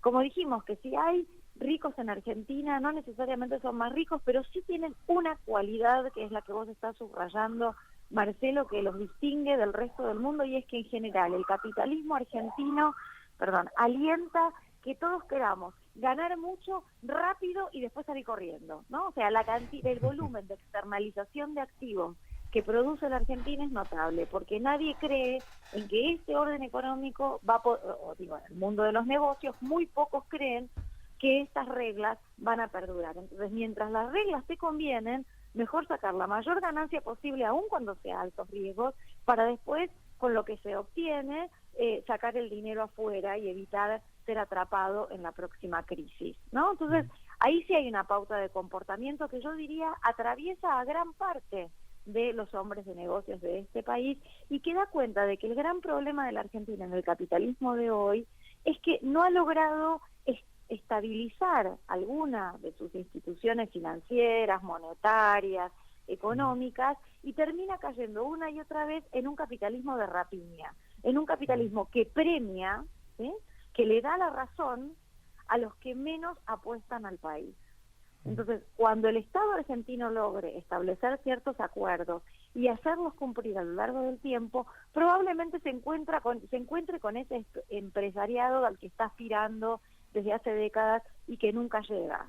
Porque sea argentino o sea extranjero, el capitalismo lo que busca, ¿no?, es generar ganancias. Ahora, esas ganancias pueden generarse en el corto plazo o pueden generarse en el mediano y largo plazo, con efectos más beneficiosos para el resto de la comunidad. Sí, y también acá me sumo, porque bueno, por nuestro trabajo tenemos la posibilidad de hablar con gente de distintos estratos sociales, y mientras decías esto también con una pátina en su discurso, tomándose un Campari al costado de una pileta climatizada, con un discurso de queja permanente, ¿no? Exactamente. Cuando uno conversa a mí me pasa de conversar con Javier Aullero, que trabaja sobre sectores populares, y siempre nos reímos porque sus entrevistados le dicen, y bueno, acá vamos tirando, o sea, la pobreza es galopante, las privaciones que están pasando son cada vez más profundas, pero más o menos se la van arreglando. En cambio, yo entrevisto a los empresarios ricos, miembros de las clases altas argentinas, y siempre se quejan, nunca les alcanza, siempre este país no es lo suficientemente bueno. Y también ahí contesto a la otra mitad de tu pregunta, ¿no? Me parece que tanto las élites políticas como económicas de este país tienen que empezar a reflexionar sobre cuánto es sostenible en el tiempo estos niveles de malestar y de desigualdad, y cuántos sus beneficios van a poder reproducirse en este esquema, ¿no? Yo siempre recuerdo que el impuesto a los réditos fue establecido en la Argentina durante la década infame, claro, ¿no? Digo, en un momento donde parte de la clase política y económica argentina llegó a la conclusión de que si el Estado se cae a pedazos, tampoco es beneficioso para las clases más altas. Pueden eventualmente sacar ventaja, pero en términos de mediano plazo, ¿no?, el desorden también las perjudica. Claro. ¿No? Entonces, no pagar impuestos, replegar en espacios cada vez más homogéneos, abandonar el deseo y la necesidad de traccionar a la sociedad hacia un futuro mejor, es un desafío de los empresarios y los políticos de este país que hace rato que no están logrando satisfacer. Sí, ¿no? Y aparte la lejanía de estos estratos sociales, en donde la conversación, he tenido conversaciones de mirá lo mal que me siento, mirá las oportunidades que no me da mi país, mientras caminábamos una cancha de golf. Total, y además... Entonces vos decís, bueno, a ver, lo llamo a Fellini y me pongo a filmar, o sea, no... Sí. No, sobre todo que es lindo cuando uno se queja de este país, pero no compara cuáles son las exigencias que pesan sobre los altos funcionarios, sobre los políticos o sobre los empresarios en países que son admirados, ¿no es cierto? Yo viví en Francia, realmente para llegar a ocupar un cargo relativamente alto en la administración pública hay que atravesar un montón de concursos, hay que demostrar que uno tiene una expertise, un saber, y acá la porosidad que tiene el mundo de la empresa y el mundo de la política argentina es impresionante. El problema de la Argentina no es el cierre, no es la reproducción de las ventajas en el tiempo, es su porosidad y cómo se van renovando las personas, pero las dificultades siguen siendo las mismas. Mariana, quería agradecerte porque me pareció muy interesante el libro y por eso lo difundimos para la audiencia de Paso a Valores y te mando un beso y buen fin de semana. Esperemos Muchas hablar gracias, más adelante. Esperemos también, siempre disponible para la charla porque es un gusto conversar con ustedes. Gracias, te mando un beso. Buen fin de para todos. Gracias. Quien está hablando con nosotros era la socióloga y escritora Mariana Heredia, quien ha escrito su libro El 99% contra el 1%, ¿por qué la obsesión por los ricos no sirve para combatir la desigualdad? Esto lo ha editado Siglo XXI. Le mandamos un beso a Sofía y nosotros estamos haciendo Paso a Valores en AM 1420 con vos. Sábado en la radio. Pasó a Valores, AM 1420.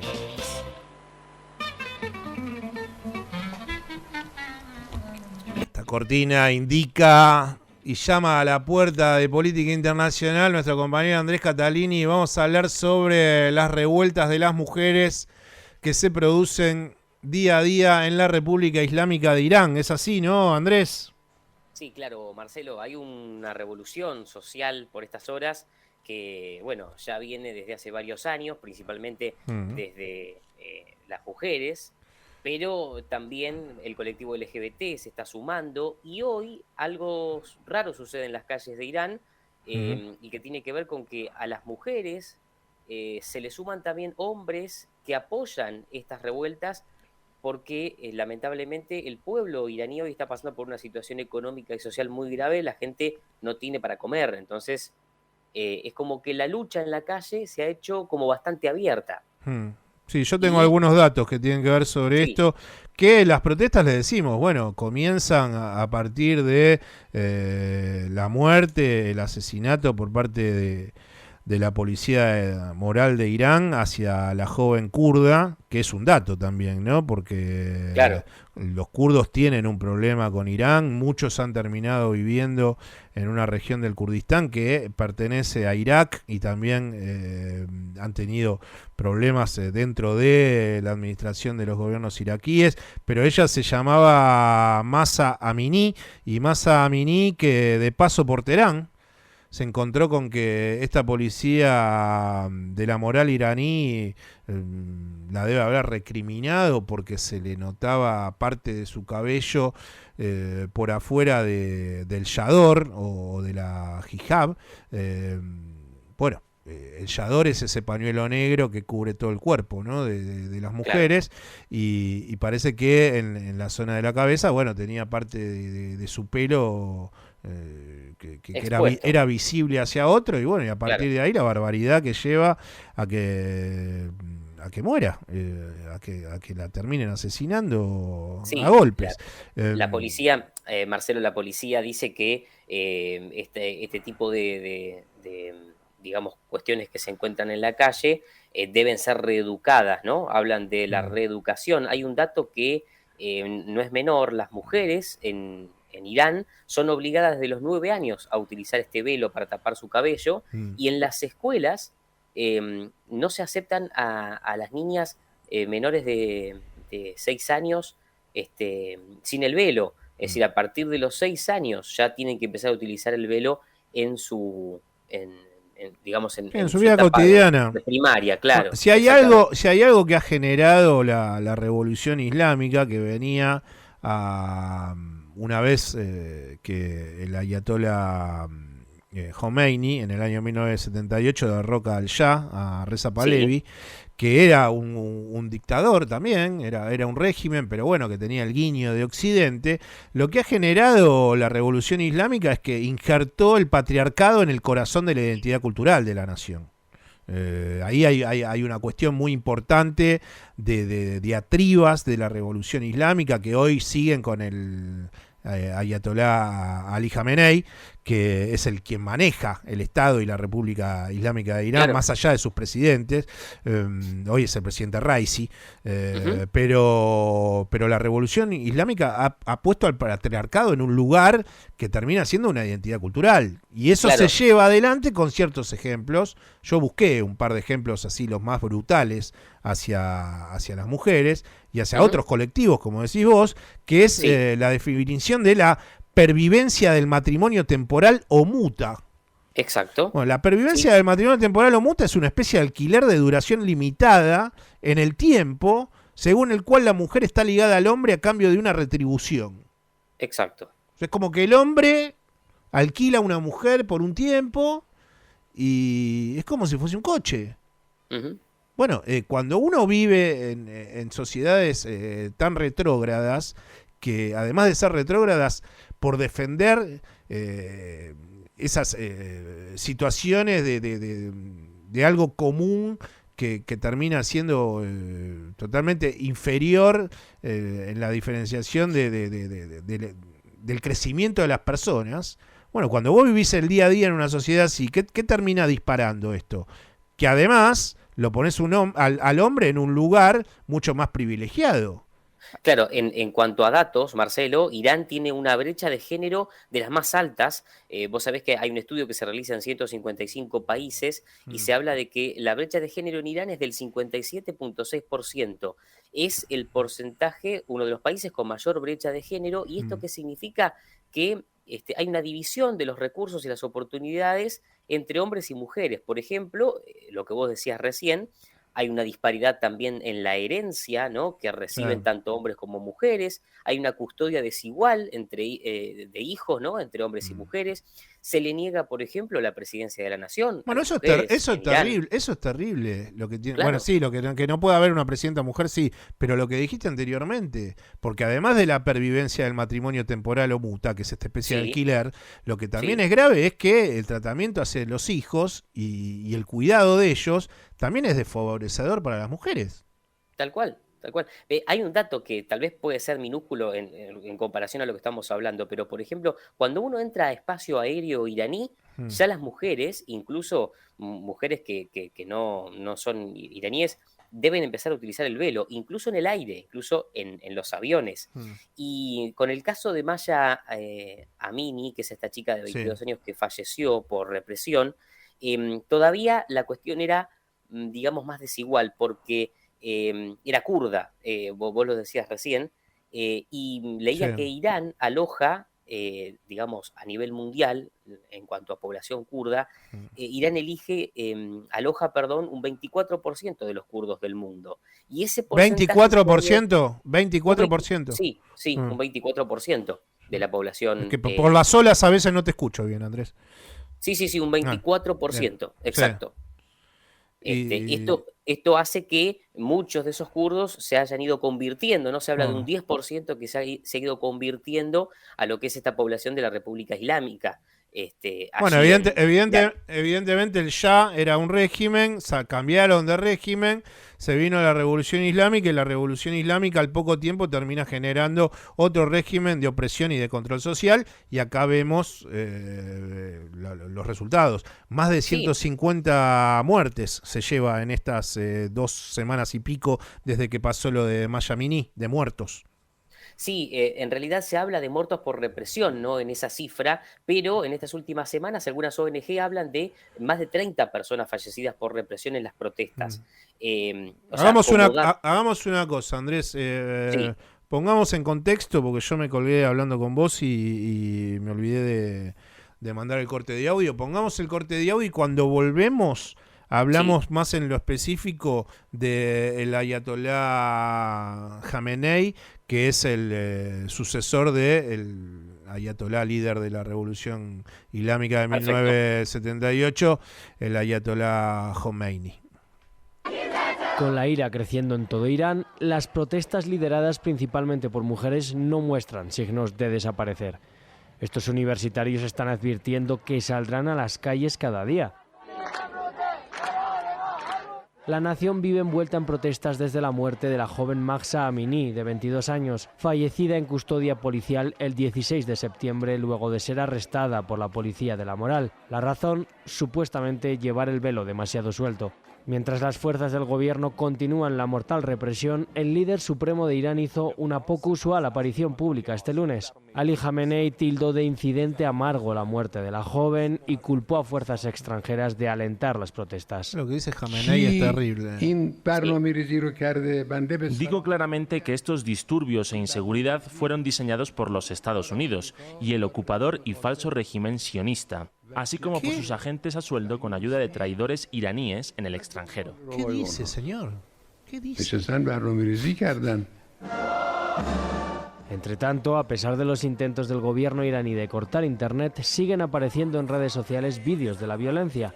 Universitarios huyendo de la policía, de las pistolas de perdigones y del gas lacrimógeno. Algunos intentan huir adentro de un parqueadero, pero son atrapados y sacados con bolsas negras sobre sus cabezas. A pesar de la represión informativa gubernamental, grupos de derechos humanos estiman que decenas de personas han sido asesinadas por la policía durante las protestas. Bueno, ese es el régimen que ha hecho del control del cuerpo de las mujeres un principio nacionalista. Sumado a esto también la importancia del patriarcado como identidad cultural de la nación, que lleva a que las mujeres en Irán, nosotros lo que pedimos desde este programa, que sigan saliendo a la calle, van a arriesgar sus vidas, pero lo que está sucediendo en el día a día es horrendo y encima escuchar al líder espiritual de una nación que les dice que la represión de su propia fuerza de seguridad tiene que ver con Estados Unidos o con grupos sionistas. Claro, buscar, digamos, la excusa. Es poner el análisis siempre en otro lugar. No, a ver, su régimen es autoritario y tiene visos de una misoginia y de un tratamiento hacia la mujer horrendo. A ver, ya desde la revolución islamista, esto ya se deja ver, pero lo concreto está en cuando Khomeini muere, ¿no? Cuando Ruhollah Khomeini muere en 1989, le sucede el liderazgo Khamenei. ¿Qué sucede? En realidad, durante mucho tiempo el designado original por el propio Khomeini había sido el ayatolá Hossein Ali Montazeri. Montaseri, una autoridad religiosa, obviamente muy respetada, pero destituida por el propio Khomeini. O sea, esto ya deja ver cómo comienza Khomeini. O sea, entre Khomeini y Khamenei hay un tercero que es quien me estás nombrando. Que es Hossein Ali Montazeri, Sí. Ali Montazeri. Y que termina rápidamente porque toma el poder del régimen desde lo que tiene que ver con esta teocracia, Khamenei. Claro, Ali que es Khamenei quien está hoy en día. Y que maneja los resortes del país. Exacto, comanda como jefe de Estado y como autoridad máxima y política tanto las Fuerzas Armadas, el Poder Judicial, la televisión estatal, y también comanda esta cédula, ¿no? Que son los guardianes de la revolución, más o menos unos 125.000 hombres que tienen a su vez como grupos que son autoconvocados, que pueden llegar hasta los 300.000 hombres, y que junto con la policía, con algunos grupos de la policía, son los que se encargan del cumplimiento de estas costumbres islamistas que se podría mencionar, por ejemplo, el uso del velo de las mujeres, ¿no? Sí, Yador. La policía moral, ¿no? La policía moral, exacto. Dentro de la policía... está la policía moral. Está la policía moral, están los guardianes de la revolución y después está el ejército, ¿no? Otra de las fuerzas de seguridad también de Irán. Sí, nunca una flor, siempre pistolas. Bueno, vamos con deportes con Martín Choboscarol. ¿Está el segundo de la Argentina? ¡Sí! Si tu equipo hace un gol y tenés una hamburguesa en la mano, la mayonesa pasó a Valores. Martín Choboscarol es hincha de River, va con asiduidad a ver al Club Atlético River Plate, tu grato nombre, y en más de una oportunidad me ha dicho, y no hemos comentado al aire, alguna vez sí, que él ha sufrido más de una vez intentos violentos por parte de las fuerzas policiales porque el Club Atlético River Plate sobrevende entradas, en los partidos importantes se mete gente de todos lados porque quieren ver a River, y eso Martín lo ha relatado más de una vez. La pasé mal, me comí un par de palazos, quiero ver a River. Todos sabemos que Martíncho desde hace años va a ver a River, estudió en River.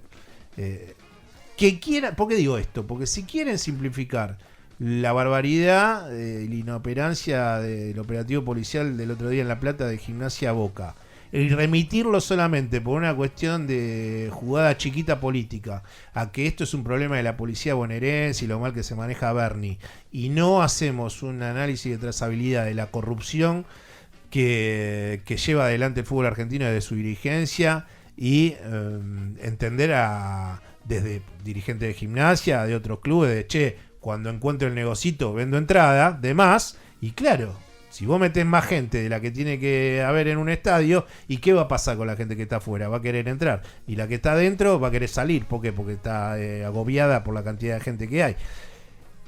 Te está faltando el dato más importante. El partido más importante de nuestras vidas, 2018, se lo llevaron a Madrid por incidentes donde un micro de Boca entró por una entrada que nunca en mi vida vi que un equipo visitante entre por ahí. ¿Por qué en el partido más importante de la historia llevaron ese micro por ahí? Solo los organismos de seguridad podrán decirlo. Claro, entonces el análisis, si es solamente sobre el operativo policial, que fue horrendo, repudiamos, obvio. Pero está todo podrido. Hace años y todos los partidos importantes de River, como decías vos, me lo vivo, y así todos los hinchas. A Previde, periodistas que han hecho la vista gorda desde Grondona a Chiquitapia, periodistas que por la guita no dicen que en el Mundial de Qatar, si sos del colectivo LGTB, no podés besarte y festejar un gol. Pero claro, como estamos con el negocio de la figurita y no sé qué, y que qué lindo queremos ir todos a Qatar, a nadie se les ocurre decir la barbaridad que va a suceder en ese mundial ante un festejo de gol. Nadie lo dice. Sos homosexual, sos lesbiana, olvídate. Pero vamos con la figurita de Messi. Bueno. Y los dirigentes del fútbol que han permitido y vienen levantando la mano desde el grondonismo hasta ahora es peor, te diría. Entonces, si todo eso se remite al análisis de qué mal el operativo de la policía bonaerense, bueno, limitadísimo, ¿no? Vamos con la historia. Lo vemos siempre. Queríamos decirlo brevemente. Saben que en el espacio de Martín Choboscarola hablamos de historias que tienen que ver no con el devenir de la diaria, del deporte, pero cuando vos tus ojos no pueden soportar tanta cantidad de hipocresía sobre tus retinas, tenés que decirlo. Sí. Te voy a traer una historia de un futbolista de la Premier League, década del 90, creo que es una década de tus favoritas para la Premier. Ian Rush. No, a ver si lo tenés, David Hirst. Epa. No lo tengo. Sheffield Wednesday, ¿cómo se decía? El Sheffield tiene la cancha más antigua de pero este es el Sheffield Wednesday, no es el Sheffield United. Este es el Sheffield Wednesday. Este es el que estuvo ahí palo y palo y terminó subiendo en el Leeds de Bielsa hace un par de años atrás. Exacto. En la década bajó. Exacto, la década del 90 era importante en la Premier League a partir del camiseta roja y blanca. Muy bien. Bueno, ¿ves? Estabas entonces. Te faltaba el jugador, David Hirst. Estoy en tema. Pero estás en tema porque se homenajeó una historia, una anécdota, justo que viene a colación a lo que trae Andrés, porque en el 1 de enero de 1990, o sea, venía una nueva década. Sí, menemismo a full. Viste que en la Premier se disputan partidos. Sí. Se enfrentaba el Sheffield Wednesday contra el Manchester City. Bien. ¿Qué hizo David Hirst y por qué es recordado? ¿Qué hizo David? Aclaramos que no estamos haciendo apología. Bueno, fue de gira, como se dice, sin dormir por haber brindado ese año nuevo. Tomó unas copas. Claro, porque ahí está el Boxing Day. Claro. Que juega Navidad, juega Año Nuevo, estas cosas de la Premier. Todo el tiempo. Entonces, David que dijo, es 1990, nueva década, no puedo no brindar. Bueno, el brindar se le fue, se tomó 6 champagnes. ¡Opa! Así fue a jugar un partido. El que tenía problemas con el alcohol también en su momento se decía que era el 9 del Leicester, que es el 9 de la selección inglesa. Sí, Jamie Vardy. Sí, pero él tuvo el problemas de alcoholismo. Claro. Ya acá David. Acá no, este salió no, él dijo, no, yo no tengo problemas de alcoholismo, salí a tomar. Bueno, pero ¿qué terminó pasando ese partido? Que es por lo que es recordado. Sí. Primero que en el primer tiempo ya hizo un gol. Dice que no se podía ni mover, pero metió un gol. Bien, a lo Palermo. Sí, ponele. Sí. Metió un gol. Pero ¿qué pasa en el segundo tiempo? ¿Qué pasa? Le pasa más o menos la gran Enzo Pérez. El arquero se va lesionado. No había más cambios. Y lo meten al arco. Como lo veían que estaba parado, lo meten al arco. Pero poner al arco a alguien que no podía ver la realidad fue un peligro. ¿Cómo se llamaba el nieto? David Hirst. ¿Cómo termina la historia? Empata o gana el City. No, terminan ganando 2-0. Bien. Pero él terminó con un dedo fracturado. No, que se ve que salió de tiempo. Salió de tiempo a buscar un centro y en vez de pegarle a la pelota le pegó a un compañero y dice que era simplemente porque no veía como 3 pelotas. Para cerrar esto, ¿sabes que tiene interesante David Hirst? Y por lo que le hicieron también el homenaje. Tiene la barra que tiene en su departamento en Londres. Tiene el récord mundial del disparo más potente del mundo. 183 kilómetros por hora. Superó a Roberto Carlos con 137. O sea, le sacó 50 kilómetros por hora a Roberto Carlos, que le pegaba. Sí, a mí me decían que el gringo es Cota. Me decía mi viejo también. Pero me parece que el récord Guinness no llegó. Tremendo. No llegó a verla. Fue a la Premier, diré. Los últimos mensajes. No hemos leído mensajes de la audiencia, Andrés, en este programa. Sí. Te dejo el final para ti, con los mensajes sobre el tema libre que tenía que ver con qué anécdotas me gustaría contar cuando fuese grande o cuando sea ya un viejito. Acá, por ejemplo, Juan Franco nos había escrito, dice, me gustaría viajar con mis abuelos a su país de nacimiento y después de viejo poder contar esa anécdota. Ellos nacieron en Italia y es un sueño para ellos poder volver a su ciudad natal. Bien. Más o menos parecía la tuya. Claro, bueno, es una buena anécdota para contar. Natalia dice, me gustaría contar, mirá esto, la vez que me enamoré en el medio de un crucero. Fue una aventura breve pero muy linda. Epa, muy bien. Sintió el devenir. Sí, y cerramos con el Diagus, que dice, quisiera tirarme en paracaídas y de abuela poder contar esa anécdota a mis nietos. Me invitaron una vez, ni loco. ¿No? No, bobazo, no. Con esas cosas no se jode, Martín. No. El año que viene en globo sí, bueno, en globo te la manejo, pero no, paracaídas, no, ¿por qué el vértigo?